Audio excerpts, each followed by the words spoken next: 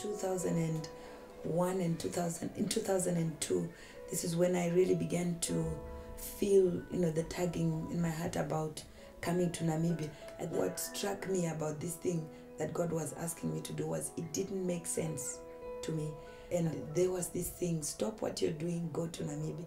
And so I thought, well, I've got my studies, I'll do a research and I'll find out what their problems are. And the first thing that I saw when I came to Okahanja Park was children trying to pick food from a pot and fighting over a pot.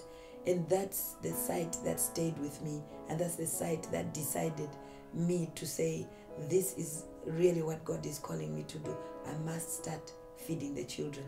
So yes, I had come just to visit and to see the work that she was talking about, what she had heard from God, what she wanted to do. So, and when I came here, on the ground, when I saw the work that she was doing, it really touched my heart. Finally prayed and heard from God that I should join with her, and then we should start to do this work.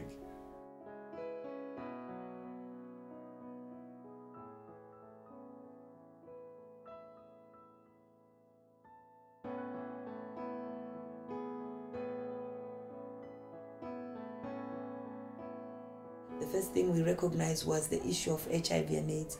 Many of the people were infected. If they were not infected, they were already affected. Somebody had died in their family that had been HIV positive. And if they never really have an opportunity to be children and to have that joy of just playing without having the burden of caring for a caregiver, and also without having a burden of wondering whether your mother or your father will live to tomorrow or the next day.